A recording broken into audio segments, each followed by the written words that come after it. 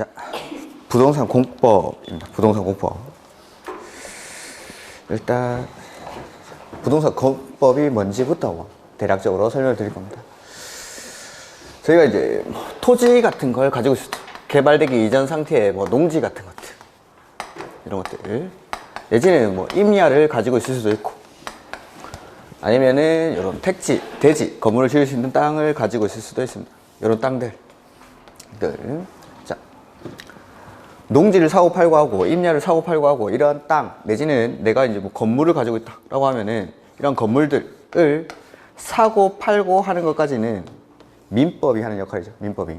그 다음에 요 건물이라든지 토지 등을 사고 팔고 했을 때 내가 취득하면은 취득세라든지 팔았을 때는 양도소득세 이런 세금들, 보유했을 때는 재산세, 종합부동산세 이런 것들 내는 거는 세법이 하는 영역. 근데 이런 땅을 가지고 있을 때 이 땅을 어떻게 활용할지 이게 바로 공법입니다. 공법. 자, 이 땅에다가 아니면 이 농지에다가 내가 공장을 지으려고 합니다. 마음대로 지으면 됩니까? 안 됩니까? 안 되겠죠? 그게 공법입니다. 공법. 그 다음에 내 땅을 가지고 있다고 해서 이 땅을 내 마음대로 활용할 수 있습니까? 활용할 수 없습니까? 마음대로는 활용할 수 없겠죠? 우리 학원 옆에 공장 굴뚝에서 연기가 시커멓게 나오는 공장 이런 거 지으면 됩니까? 안 됩니까? 안 되겠죠? 주변에 아파트도 있고 여기 상가가 있는데 여기에다가 공장 굴뚝에서 시커먼 연기가 풀풀 나오는 그런 공장을 지으면 안 될 겁니다. 왜? 네?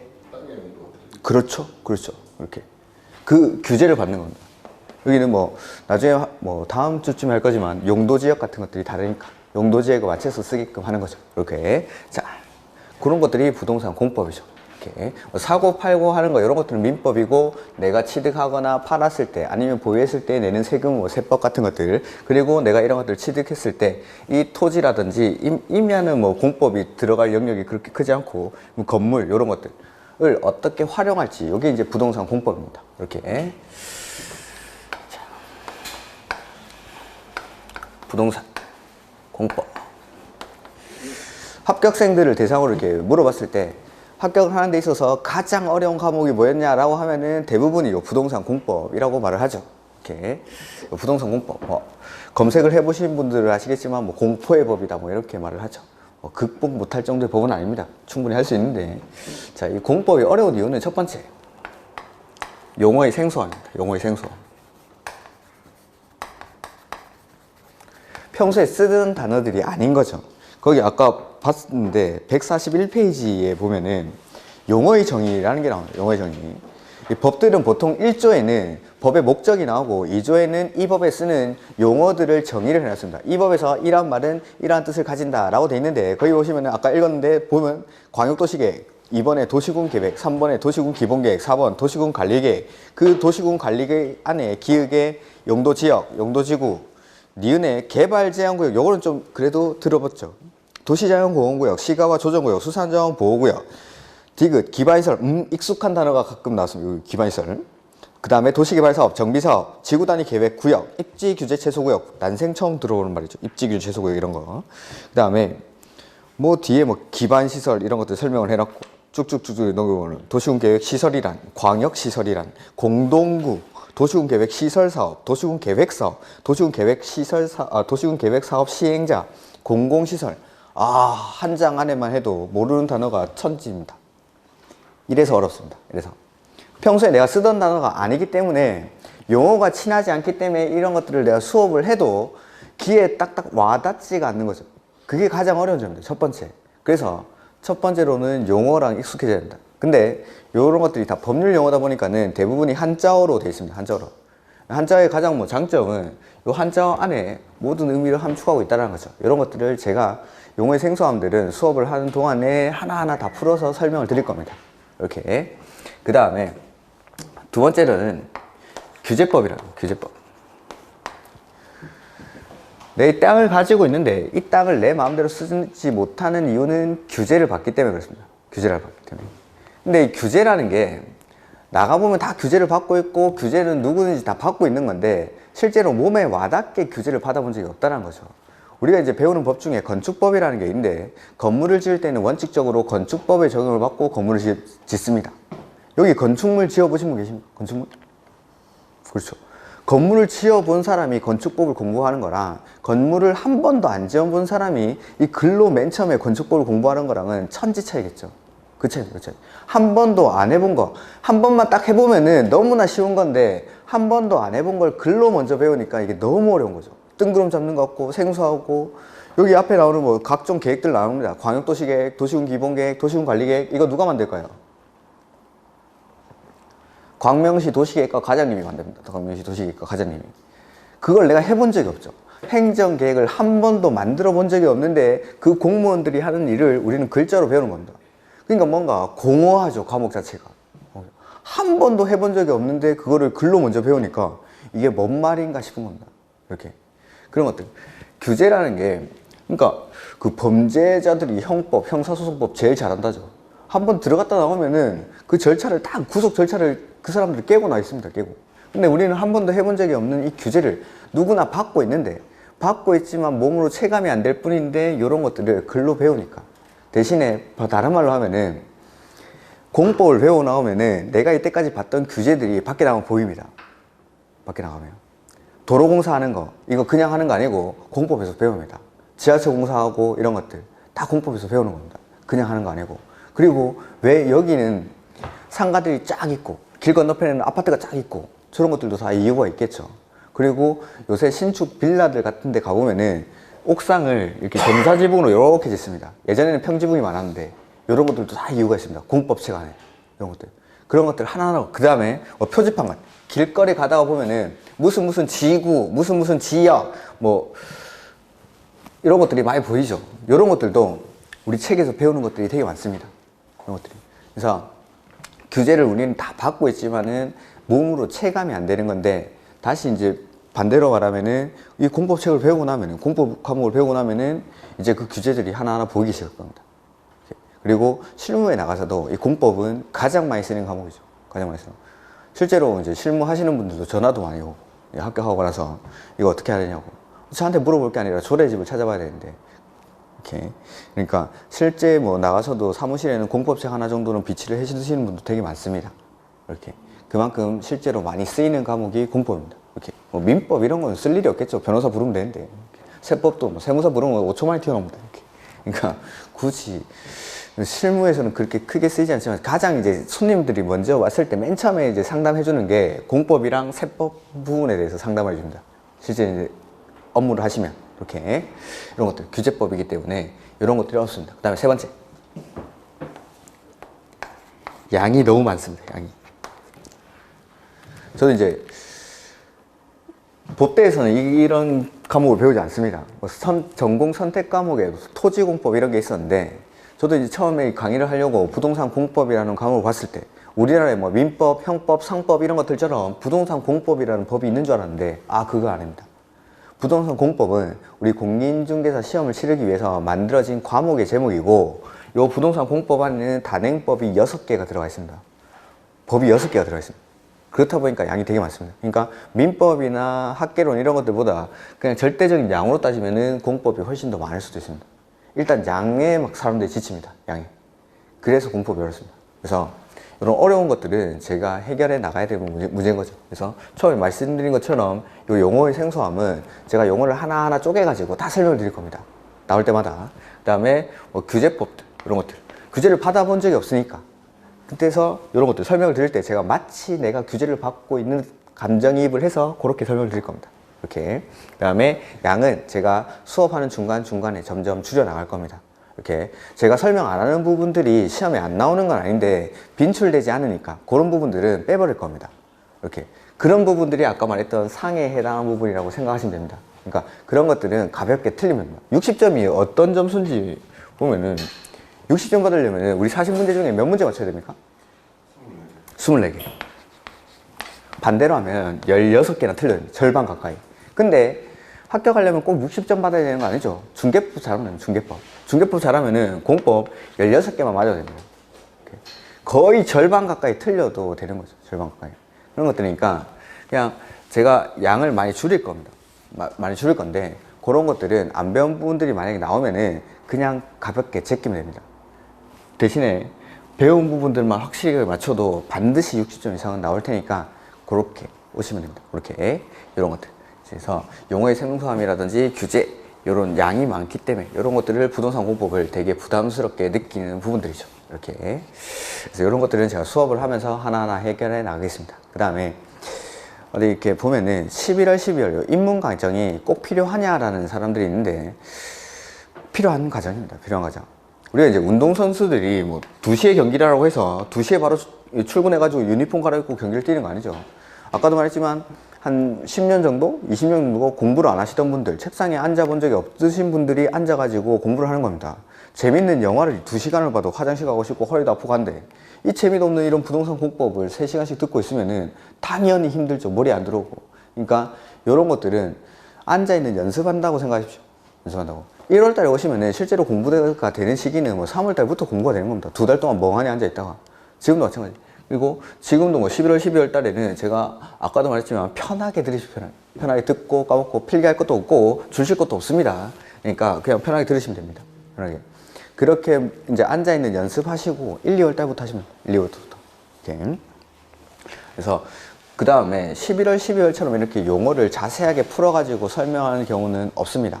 물론 중요한 것들은 1, 2월, 3, 4월 달에 다 합니다. 다 하는데 지금처럼 이렇게 시간을 두고 상세하게 풀어가지고 설명하는 경우는 앞으로는 아마 없을 겁니다. 그러니까 지금 아까도 용어가 생소했다고 했는데 이런 용어들을 지금 과정에서 좀 이런 말이 이런 뜻이구나 라는 것 정도만 익히시면 될 것 같습니다. 이렇게. 자, 그러면은 맨 처음에 우리 과목 제목인 부동산 공법부터 해보자. 부동산 공법.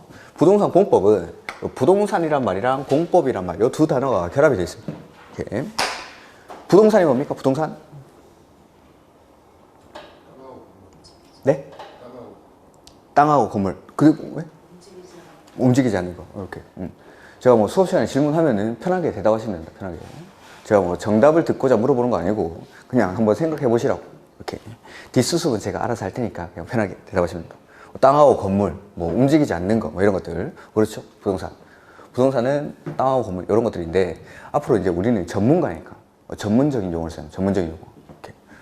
아까 말했죠? 3대 자격증이니까 전문가입니다. 전문가. 자부심을 가졌습니다. 저도 자격증 있습니다. 저도 자격증 있고. 자부심을 크게 느낍니다.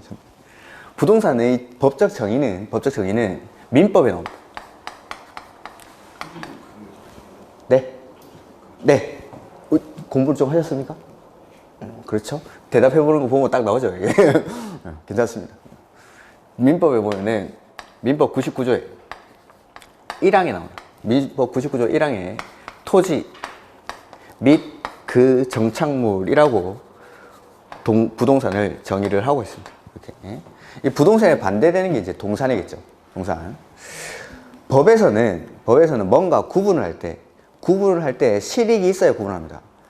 구분을 했는데 동산이랑 부동산이랑 구분을 했는데 실익이 없으면 구분할 이유가 없는 거죠. 그래서 부동산은 민법 99조 1항에 토지 및 그 정착물이라고 돼 있고 2항에 동산은 부동산이 아닌 것을 동산이라고 한다라고 돼 있습니다. 이렇게 동산과 부동산을 구분하는 이유는 소유권을 공시하는 방법이 다릅니다. 이 책 누구 겁니까? 네 거, 내 거 맞습니다. 내 거. 지금 왜 내 겁니까? 안경 이런 것들 제가 가지고 있으니까. 그래서 즉 동산의 소유권을 공시하는 방법은 점유를 통해서 점유하고 있으면은 그 사람을 소유자로 추정해 줍니다. 왜? 근데 여러분 아파트 이런 것들은 소유자 확인하려면 뭐 봐야 됩니까? 등기부. 그래서 부동산의 경우에는 소유권을 공시하는 방법이 등기를 통해서 공시를 하는 거고 동산은 점유를 통해서 소유권을 공시하고 추정을 해줍니다. 이렇게. 그게 차이점이에요. 근데 선박이라든지 비행기 가지고 계십니까? 선박이나 비행기? 이런 건 잘 없습니까? 그럼 자동차는 대부분 가지고 계시죠? 자동차 딱 사면은 자동차 등록증 나오죠. 등록증. 이런 것들.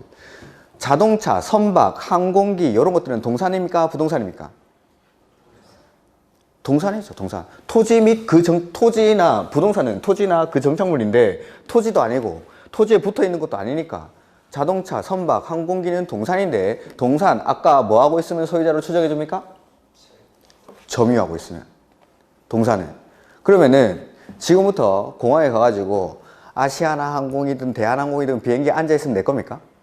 그건 아니겠죠. 그래서 동산 중에서 좀 값어치가 나가는 것들, 차량, 선박, 항공기 이런 것들은 등록이라는 방법으로 공시를 합니다. 그래서 그런 것들을 준부동산이라고 부르죠. 이렇게. 그래서 소유권을 공시하는 방법이 동산과 부동산이 차이가 있습니다. 이렇게. 근데 우리는 이제 부동산 공법이니까 토지 및 그 정착물에 대해서 배우는데 공인중개사 시험 업무와 관련된 부동산 공법을 배우는 겁니다. 그러면은 토지는 공인중개사 업무랑 관련이 있고 토지에 붙어 있는 것 중에서 가장 공인중개사 업무랑 관련이 있는 게 건물. 그래서 크게는 토지에 관한 공법이랑 건물에 관한 공법 이렇게 두 개를 나눠요. 부동산 공법 안에 아까 6개의 법이 있다고 했는데 그 6개의 법이 크게 나눠보면은 토지에 관한 공법, 건물에 관한 공법 이렇게 나눕니다.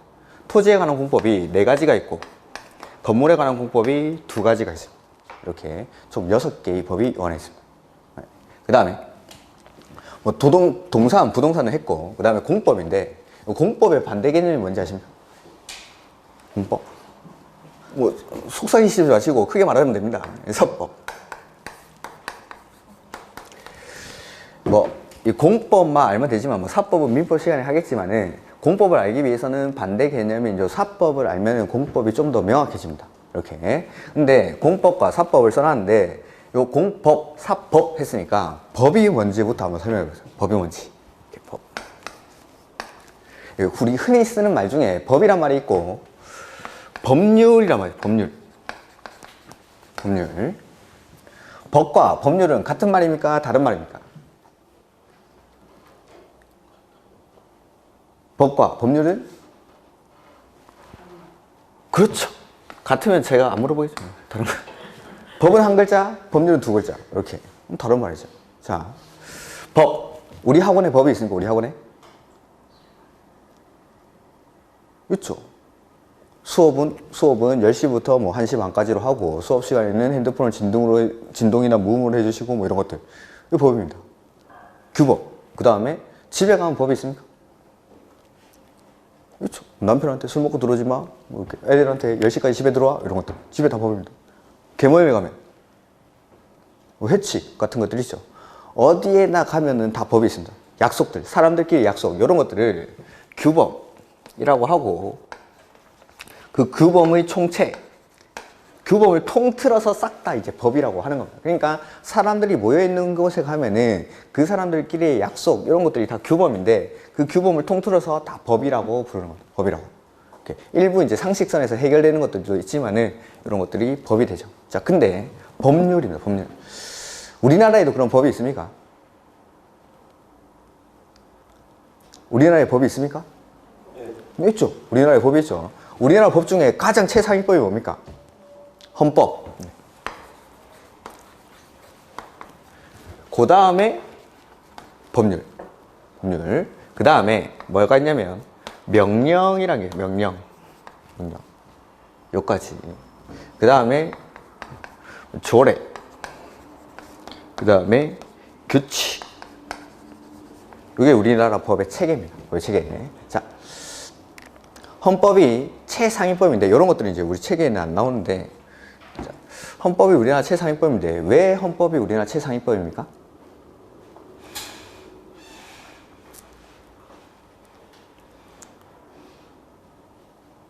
생각해 본 적이 없으니까 그냥 헌법이 최상위법이겠지? 이런. 그래도 서울은 반응이 또 좋네. 이렇게 밝으시네. 경상도에서 수업하면은 분위기가 너무 딱딱합니다. 어르신들 석 달 동안 웃질 않습니다. 진짜 경상도 50대 어르신들은 딱 꼿꼿하게 앉아가지고 절대 웃지 않습니다. 그분들이 웃기는데 한 넉 달 걸리는데 웃어주시고 감사합니다. 헌법 왜 최상위법입니까? 헌법 누가 만듭니까? 한 번 판결이 내려지면은 번복할 수 없기 때문에 헌법은 그렇진 않습니다. 헌법으로 기존 헌재 판결이랑 다르게 판결을 할 수도 있는데 그게 아니라 자, 헌법 누가 만듭니까? 누가? 헌법재판소에서 만드는 건 아닙니다. 작구는 국회에서 만들겠죠. 국회에서. 그리고 헌법을 확정하는 거는 자, 다른 말로. 자, 우리나라 최고 권력기관은 어디입니까? 최고 권력기관. 국민이죠, 국민. 우리나라 모든 주권은 국민으로부터 나옵니다. 국민. 그러니까 최고 권력기관인 국민이 확정을 하기 때문에 헌법이 최상위권입니다. 헌법을 확정할 때는 물론 이 헌법 작구들은 국회에서 만듭니다. 국회에서 만드는데 이 헌법을 확정할 때는 국민 투표를 통해서 확정합니다. 최근에 제일 마지막으로 헌법이 개정된 때가 언제입니까? 너무 오래됐죠. 87년도예요. 87년도면 대통령이 누굽니까? 우리는 선거, 문재인 대통령 이전에는 선거는 2년 7년에 하고 임기의 시작은 3년 8년에 됩니다. 그러면 87년도에는 전두환 대통령, 그 시절을 다 살아오신 분들이, 저는 사회책에서 공부를 했지만 다 살아오셨지 않습니까? 전두환 대통령이죠. 전두환 대통령 이전에는 전두환 대통령까지는 대통령을 어떻게 뽑았습니까? 우리가 직접 뽑았습니까? 아니면 국민의 대표들이 뽑았습니까? 대표들이. 간선제였어요. 간선제. 이때까지 뭐 전혀 대통령 선거 이런 거 관심이 없고 먹고 살기 바쁘셨겠죠. 이렇게. 간선제로. 체육관 선거라고 하죠. 그래가지고 간선제로 뽑다가 86식 민주화 항쟁 요때 대통령 직선제를 요구합니다. 그래서 노태우 대통령 때부터 우리가 직접 대통령을 뽑게 되는 거죠. 이렇게. 그때 마지막으로 이때 헌법을 개정이 됩니다. 그러니까 헌법 개정된 지가 너무 오래돼서 국민 투표를 통해서 확정한다는 걸 잘 모르는데 헌법을 개정할 때는 국민 투표를 통해서 확정합니다. 즉 우리나라 최고 권력기관이 국민이 확정하는 법이기 때문에 최고법인 거예요. 최고법. 이렇게. 그 다음에 법률은 누가 만든 거예요? 법률. 그렇죠. 법률 이걸 이제 국회에서 만드는 거죠. 그래서 국회를 다른 말로 뭐라 부릅니까? 입법부. 국회의 가장 중요한 역할은 법을 만드는 겁니다. 법을 만드는 거. 그래서 이 법률이 뭐냐면은 국회에서 만들어진 법입니다. 법률. 그 다음에 하위 법률로 명령이 있는데, 자, 법률을 개정하거나 제정하려면은 국회 의결을 거쳐야 됩니다. 근데 국회 의결을 거친다는 게 쉬운 게 아니죠. 뭐 우리 뉴스에서 흔히 볼 수 있는데, 뭐 어떠한 법이 국회에서 몇 년째 계류 중이다, 뭐 이런 것들 많이 나오죠. 이런 국회 의결을 통과해야 법을 개정하고 제정하고 할 수가 있는데, 모든 사항을 이 다 법률에다가 규정을 해버리면은 개정된 사항이라든지 아니면 바뀐 것들을 그때그때 바꾸기가 힘들더라는 겁니다. 그래서 대략적인 것들, 큰 틀을 법률에서 정해놓고 일부 세부적인 사항들, 내지는 개정이 잦은 사항들, 내지는 기술적인 사항들은 하위 법령에다가 위임을 해둡니다. 개정을 그때 상황에 맞춰서 빨리빨리 하려고. 그거를 이제 명령이라고 하는데, 이 명령은 안에 대통령령이랑 부령으로 나요. 부령. 대통령령이랑 부령. 자, 요거는 좀 기억을 하십시오. 대통령령은 우리 책에 보면은 시행령이라고 나올 거예요. 시행령. 시행령이라고 표시되어 있는 게 대통령령입니다. 시행령. 그 다음에 부령은 시행규칙이라고 합니다. 시행규칙. 그래서 뭐 본문에 쭉 있고 뒤에 법 몇 조 하면은 요 법률, 요겁니다. 근데 모든 사항을 다 법률에다가 규정을 할 수 없기 때문에 일부 세부적인 사항들을 하위 법령에다가 위임을 해놓는데, 대통령이 바라는 걸 대통령령, 요거를 이제 우리 책에서는 대부분 뭐 시행령 내지는 대통령령이라고 표시를 합니다. 그 다음에 각부 장관들이 바라는 명령, 요게 이제 부령, 시행규칙이라고 하나, 시행규칙. 자, 보면은 책에 뭐 법에서 법 몇 조, 몇 항에서 뭐 몇 조 1항 이런 데서 쭉 사다가 뭐 투기, 과계열지구의 지정에 관한 세부적인 사항은 대통령령에서 정한다 라고 규정합니다. 대통령령. 그러면은 법에는 이렇게만 돼 있고, 이 대통령령은 요거 찾아봐야 되는 겁니다. 요거. 그러면 이제 기본서 같은 데는 대통령령이 나와 있을 겁니다. 그래서 뭐 대통령령, 뭐 시행령이라고 돼 있습니다. 시행령. 시행령 뭐 몇 조에 가보니까 또 뭐 막 적혀 있는 거죠. 그러다가 뭐 자세한 사항, 세부적인 사항은 시행규칙, 국토교통부령, 국토교통부령으로 정한다라고 되어 있는 거예요. 그러면 이제 또 이제 시행규칙을 찾아봐요. 이렇게. 그러니까 모든 사항을 법에다가 규정하기가 힘들기 때문에 법에서는 대략적인 큰 틀을 규정을 해놓고 세부적인 사항들은 뭐 대통령령으로 정한다라고 규정이 되어 있습니다. 그러면은 이제 우리가 찾아봐야 되는 거는 대통령령. 대통령령에 가보니까 또 세부적인 사항은 국토교통부령, 바로 국토교통부 장관이 발하는 명령, 요거를 부령, 이 시행규칙이라고 부르는 겁니다. 이렇게. 그래가지고 책에 보면은 뭐 대통령령에서 정한다, 국토교통부령으로 정한다, 이런 것들이 자주 나올 겁니다. 대통령령은 지금 보시는 요 시행령, 그 다음에 요 시행, 국토교통부령, 이런 것들은 시행규칙이라고 생각하시면 됩니다. 시행규칙, 시행령, 시행규칙, 이런 말들은 좀 기억을 해주십시오. 대통령령은 시행령, 부령은 시행규칙, 이렇게 표현합니다. 그 다음 조례가 나와요. 조례. 조례는 어디서 만드는 겁니까? 지자체에서. 지자체에서 만드는데 이 지자체의회에서 만드는 게 조례입니다. 지자체의회에서 만드는 거. 그 다음에 규칙은 지자체에서 만드는 건 똑같은데 지자체장이 만드는 거. 지자체장이. 이렇게. 이게 우리나라 법의 체계입니다. 얘네는 상하관계를 갖겠죠. 그래서 법률은 헌법을 위반하면 안 됩니다. 이 헌법이 상위법이니까. 그래서 법률이 헌법을 위반했을 때 위헌 법률 심판 이런 것들을 헌법재판소에서 권한을 가지고 행사를 하죠. 그 다음에 이 명령들은 법률을 위반하면 안 되는데 이 명령이 법률을 위반했는지를 판단하는 사람들은 대법원에서 이런 것들을 판단을 합니다. 이렇게 이런 것들. 그래서 네? 명령은 대통령이 만들어서 발하면은 대통령령, 각부 장관이 만들어서 발하면은 부령. 이렇게. 그렇죠. 그러니까 이런 것들은 요번에도 보면은 뭐 선거제도라든지 이런 것들, 사립학교법, 그 자사고라든지 이런 것들을 폐지한다 그러죠. 그런 것들이 법률을 개정하는 게 아니라 요 명령만 바꿔버리면은 그런 것들 다 근거 법률을 없애버릴 수 있는 겁니다. 그래가지고 이런 것들이 뭐 장점도 있지만은 그런 거에 보면 이제 단점으로 작용을 하는 거죠. 그런 것들이. 뭐 자사고 같은 거 다 폐지한다 그러죠. 외고나 이런 것들. 그런 것들을 이 명령만 바꿔버리면, 대통령이나 뭐 교육부 장관이 발하는 명령만 이렇게 바꿔버리면은 그런 것들이 근거 법률이 없어지는 겁니다. 자사고 폐지 뭐 이런 건 다 부령에 해당되는 건가요? 부령인지 대통령령인지는 저도 정확하게는 모르겠습니다. 제가 관심 있는 분야는 아니라서. 이렇게. 그거는 이제 알아봐야겠죠. 아마 대통령령일 겁니다. 이렇게. 이게 이제 우리나라 법의 체계. 근데 우리가 배우는 거는 부동산 공법이다 보니까, 법이니까 우리나라 법의 체계가 싹 다 이렇게 되니까 부동산 공법은 범위는 여기 법률부터 해서 여기까지가 범위가 되는 거죠. 그래서 양이 많습니다. 양이. 근데 천만다행으로 시험은 여기까지만 나옵니다. 그럴 수밖에 없는 게, 우리는 광명시에서 시험을 쳐가지고 합격을 해도 서울 가서 개업해도 됩니까? 네, 그렇죠. 전국 단위 시험, 전국 단위. 그러니까 여기서 치는 시험이나 부산에서 치는 시험이나 전라도에서 치는 시험이나 다 똑같은 거죠. 근데 시험 문제에 지자체마다 달라지는 이 조례를 내버리면 안 되겠죠. 그래서 요 위로만 출제가 됩니다.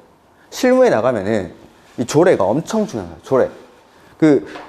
사무실 가면은 조례집을 다 배치를 합니다. 뭐 예를 한번 들어보면은 법이나 대통령령에서 뭐 제1종 일반 주거지역의 건폐율 최대 한도를 60%로 정했습니다. 건폐율이라는 거는 땅이 있으면은 아시는 분도 있겠지만 건물을 지어가지고 덮을 수 있는 비율입니다. 건폐율이 60%다 이 말은 이 대지 중에서 60%까지, 최대 60%까지 내가 건물 지어서 덮고 나머지는 비워두라 이 말이 건폐율입니다. 건폐율. 자, 법에는 제1종 일반 주거지역, 제2종 일반 주거지역의 건폐율 최대 한도를 60%로 정해놨는데 조례로 보니까 이 60%가 아니라 50% 이렇게 놓은 거죠. 광명시에서는.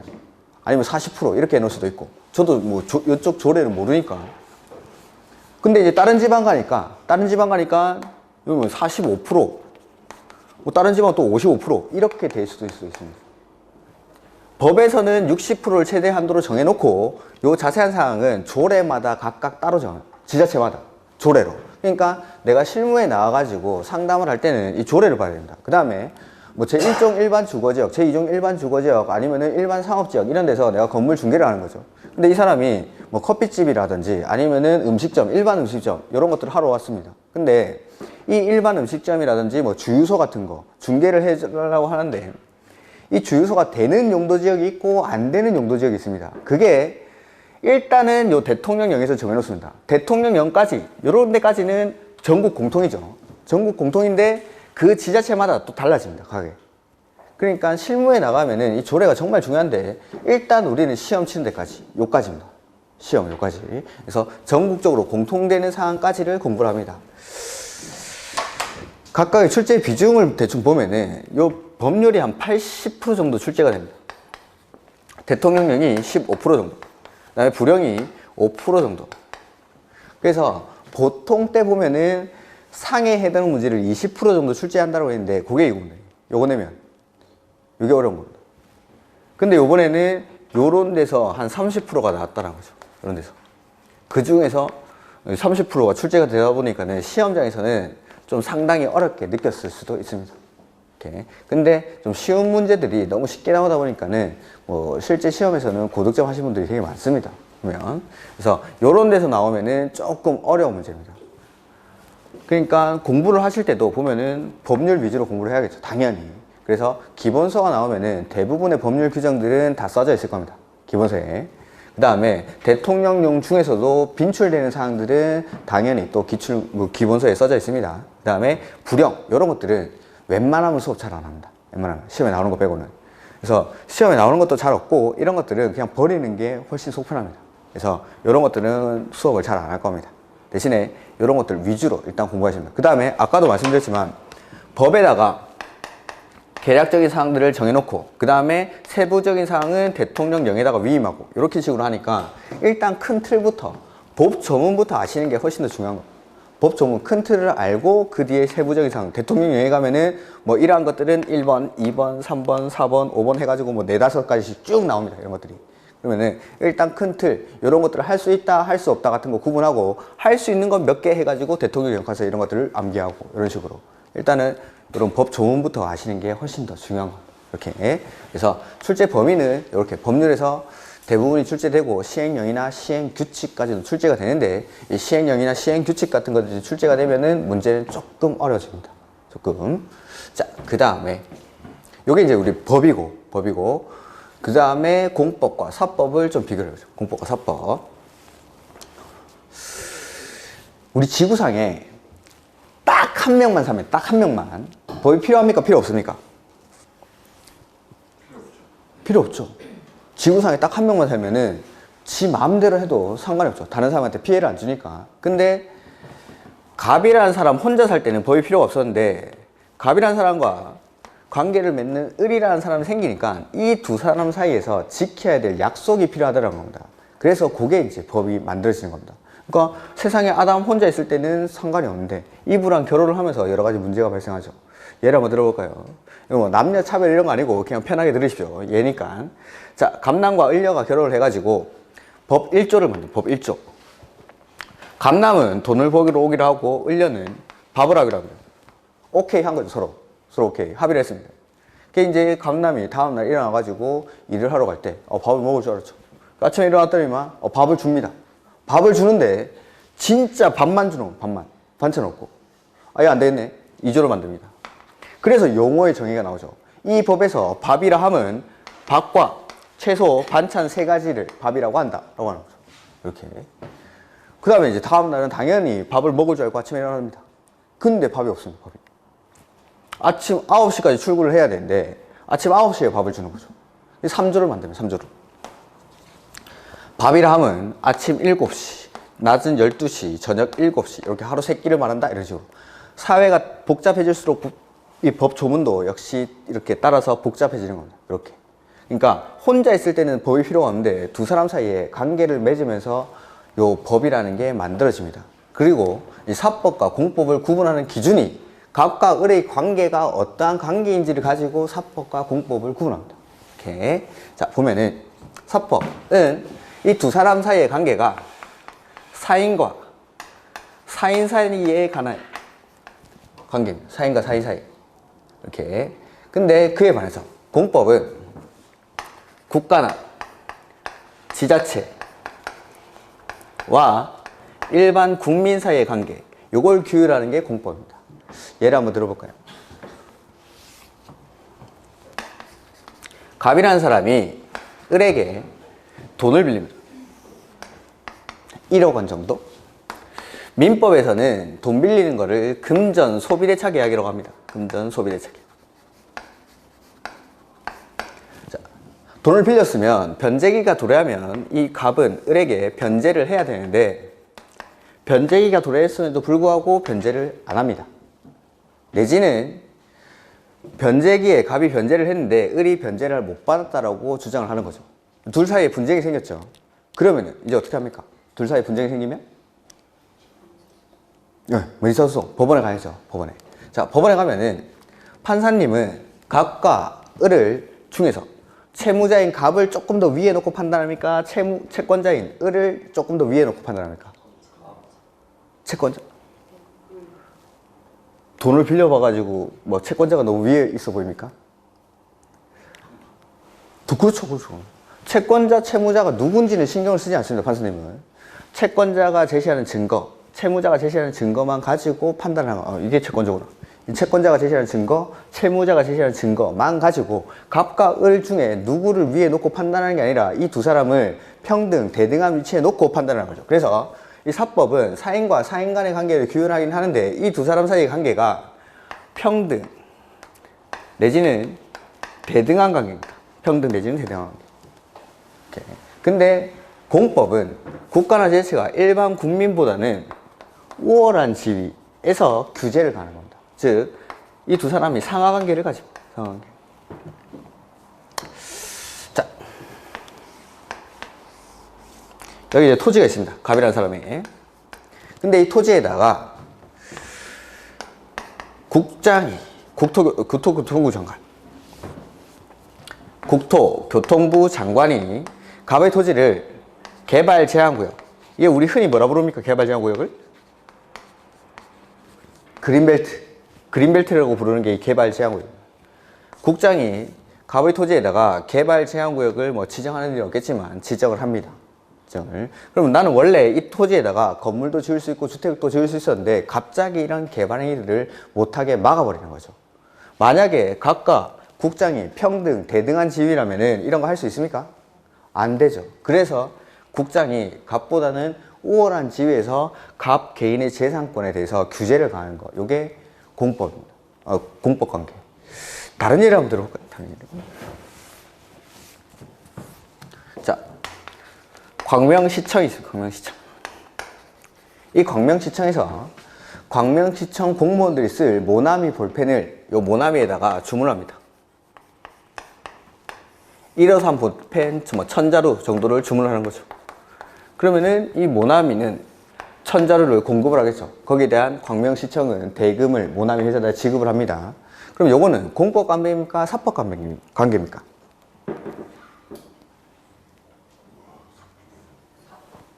그렇죠.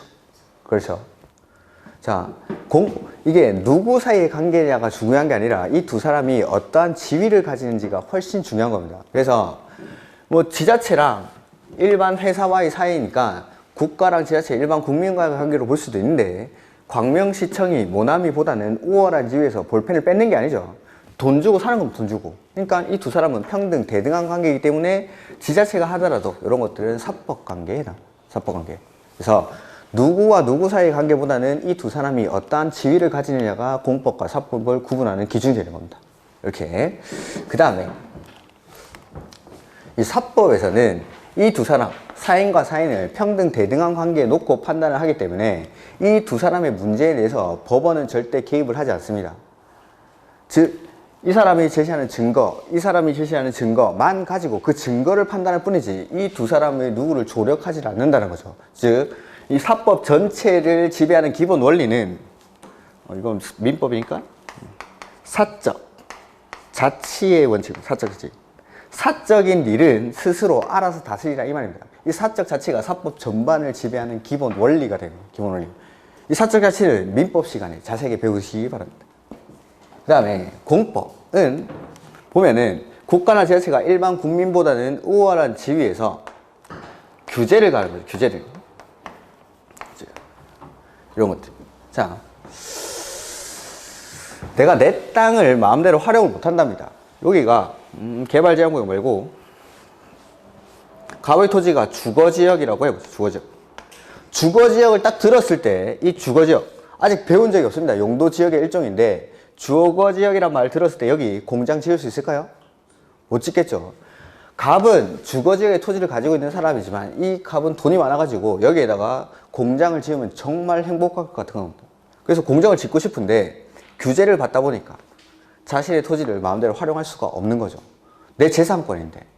마찬가지 여러분이 뭐 주머니에 많게는 몇십만 원 아니면 뭐 작게는 몇만 원 정도 돈이 들어있겠죠. 돈이 내 마음대로 써도 됩니까?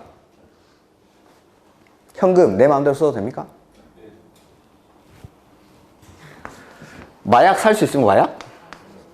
돈으로 사는 건데 마약 못 사죠? 총 같은 것도. 근데 미국 가면 살 수 있죠, 총. 자, 이 돈을 가진 사람이 마약이나 총을 사면은 정말 행복할 것 같은데 이 사람들이 못 사게 막는 거죠. 규제를 합니다, 규제를. 요게 공법입니다, 공법. 왜 규제를, 그러면은, 자, 국가나 지자체가 일반 국민보다는 우월한 집에서 규제를 한다는데 원래는 내 돈이고 마음대로 쓰면 됩니까? 안 됩니까? 원래. 그렇죠? 이건 나의 재산권인데, 개인의 재산권. 개인의 재산권인데 요 재산권을 내 마음대로 행사하는 건 원래는 자유인데 이렇게 규제를 한다라면 이 규제를 정당화할 수 있는 이유가 필요한 거죠. 이유가. 왜 이런 것들이 정당화됩니까? 국가나 지자체가 왜 내 땅을 내 마음대로 못 쓰게 하고 내 돈을 내 마음대로 못 쓰게 합니까? 그게 공법 전체를 지배하는 기본 원리가 되는 겁니다. 자, 여기도 써보죠. 토지나 건물은 다른 말로 바꾸면은 요게 개인의 재산권이 됩니다. 재산권. 헌법에 가면은 우리나라 국민이 누릴 수 있는 각종 기본권들이 나옵니다. 이렇게 10조부터 해가지고 10조에는 행복주거권, 11조에는 평등권, 12조에는 신체의 자유 쭉쭉쭉 해가지고 23조에 가면은 재산권이라는 게 나오는데 재산권에 보면은 모든 국민의 재산권 행사의 자유는 보장된다. 그 내용과 한계는 법률로 정한다. 라고 돼 있어서 원칙적으로 헌법상의 재산권 행사의 자유는 보장이 되는데 이걸 국가나 지자체가 일반 국민보다는 우월한 지에서 규제를 가하는 거죠. 규제를. 이 규제가 정당화될 수 있는 이유가 바로 공법 전반을 지배하는 기본 원리인 많이 들어보셨죠? 공공복리. 공공복리.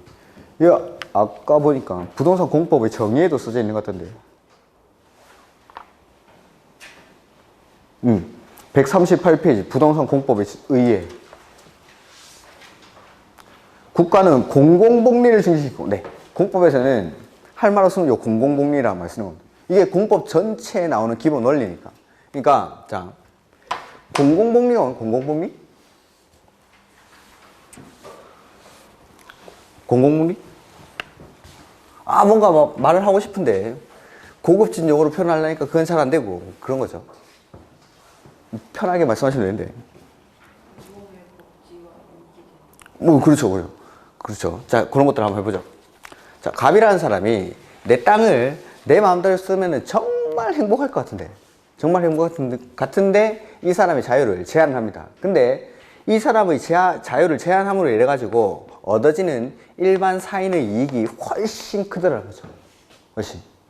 이 사람이 자기의 땅에 공장을 못 지음으로 인해 가지고 다른 그 주거 지역에 있는 다른 사람들이 주거 환경을 보호할 수 있는 겁니다. 그 다음에 이 사람이 지 마음대로 마약을 못 사고 총을 못 사므로 인해 가지고 일반 국민들이 얻는 이익이 훨씬 크더라는 거죠. 이렇게. 그런데 그런 것들이 바로 공공복리인 거죠. 즉 최대 다수의 최대 행복, 이런 것들이 바로 공공복리의 대표적인 사례입니다. 근데 이 공공복리는 지역이라든지 시대에 따라서 항상 같습니까? 아니면 달라집니까? 다르죠. 미국에서는 총 살 수 있죠. 이런 것들. 그리고 뭐 마약 중에서도 대마초 이런 것들이 허용되는 일부 국가라든지 지역도 있고.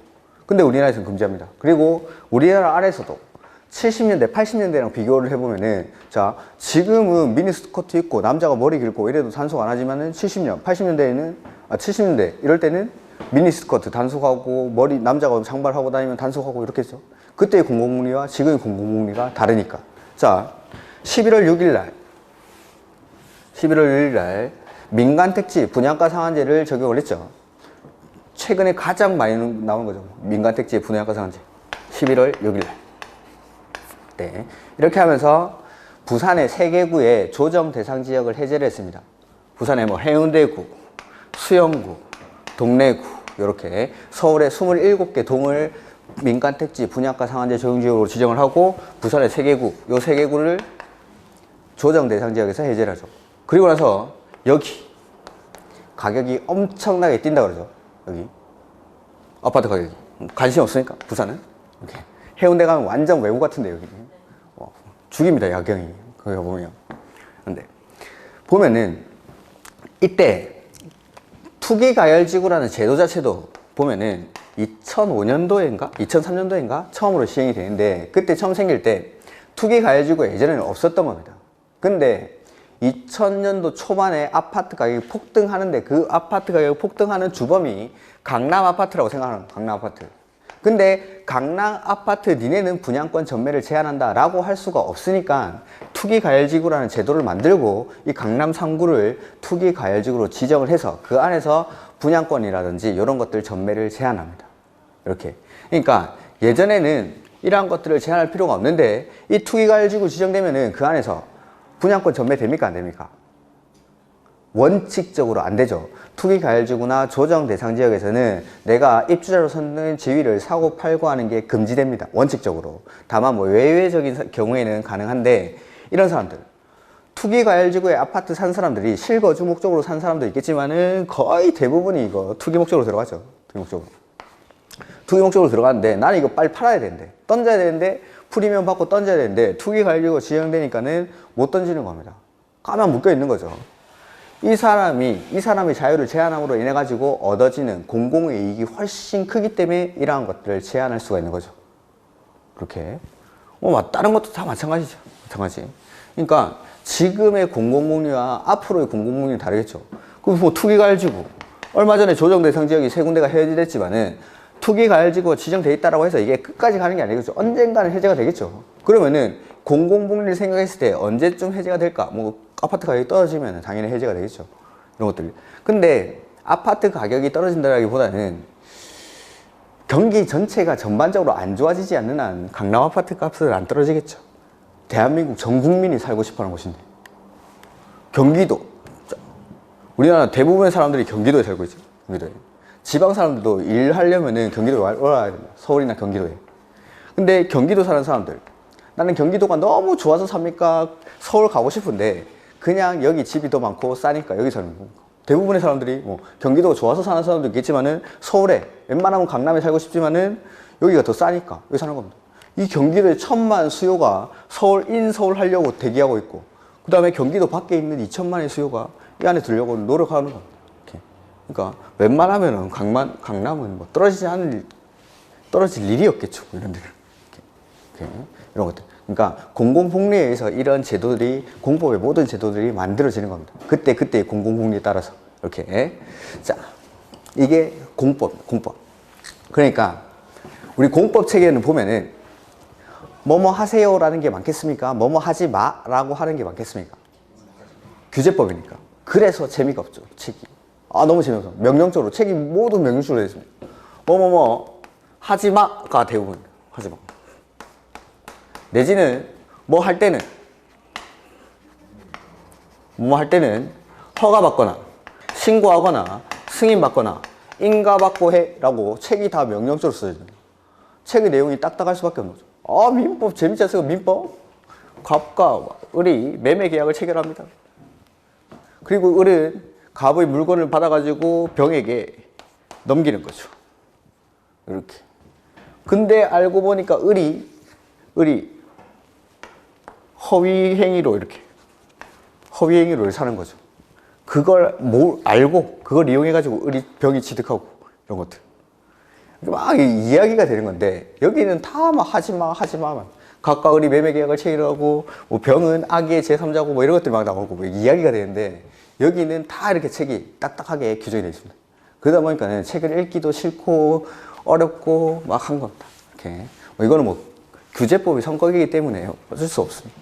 근데 책의 내용이 대부분 이렇게 돼 있다는 거. 어쩔 수 없이 규제법이기 때문에 이렇게. 그 다음에 규제법을 다른 말로 해보면은 국가나 지자체 이런 사람들이 일반 국민에게 이렇게 상하관계를 갖자니까 하향식으로 규제를 하는 게 대부분이죠. 근데 이게 이제 90% 이상 다 이런 조문들로 구성이 되어 있는데 일부 국민이, 일반 국민이나 주민들이 국가나 지자체를 상대로 요구를 하는 게 있습니다. 1번이 중요할까요? 2번이 중요할까요? 90% 이상이 다 이건데 가끔 이런 게 나오면은 무조건 시험입니다. 무조건. 그러니까 대부분이 규제법이니까 이걸 안 낼 수는 없습니다. 다 이거니까 대부분이 이거 출제를 하는데 책에 보면은 가끔 이런 게 나옵니다. 일반 국민이 국가나 지자체를 상대로 뭔가 요구하는 거 이런 것들이 나오면은 거의 대부분 매해 출제되는 부분입니다. 왜냐하면 우리 시험은 대학교 교수님들이 출제를 하죠. 광명시, 서울시 도시계획과 과장님이 출제하는 게 아니라 대학교 교수님들. 이 교수님들은 규제는 공무원들이 하는 거죠. 국토교통부 장관이나 뭐 도시계획과 과장 이런 분들이 계획 만들어가지고 규제를 하겠지만은 대학교 교수님들은 앉아가지고 이 일반 국민의 권익 신장을 위해서 어떻게 하면 이 사람들의 권익을 끌어올릴 수 있을지를 연구하시는 분들입니다. 그러면은 자기들이 잘 알고 자기들이 연구하고 이런 부분들은 이쪽 분야겠죠. 대부분의 규정들이 요거기 때문에 요걸 안 낼 수는 없죠. 당연히 내는데 이런 것들은 항상 거의 뭐 매해 빠짐없이 나오는 문제들이라고 생각하시면 됩니다. 이런 것들은 제가 군데군데 수업을 하면서 알려드릴 겁니다. 이렇게. 자, 이번 시간 부동산 공법이 뭔지 봤는데 요 풀어놓은 거 그대로 읽으면 됩니다. 그대로. 부동산 공법은 토지나 건물에 대해서 국가나 지자체가 일반 국민보다는 평등한 지위입니까? 우월한 지위입니까? 우월한 지위에서 규제를 가하는 게 부동산 공법입니다. 토지나 건물에 대해서 국가나 지자체가 일반 국민보다는 우월한 지위에서 규제를 가하는 거. 그리고 이 규제가 정당화될 수 있는 이유는 바로 이 공공복리라는 기본 이념 때문에. 그래서 개인의 자유를 일정 부분 제한함으로 인해 가지고 얻어지는 이익이 훨씬 크기 때문에 이 개인의 자유를 제한할 수가 있다라는 겁니다. 이렇게 여기까지가 부동산 공법. 그 다음에 이 부동산 공법 안에는 토지에 관한 공법 4가지, 건물에 관한 공법 2가지가 있다고 했는데 이 토지에 관한 거, 건물에 관한 거, 이 6가지의 법을 10분 쉬었다가 보도록 하겠습니다.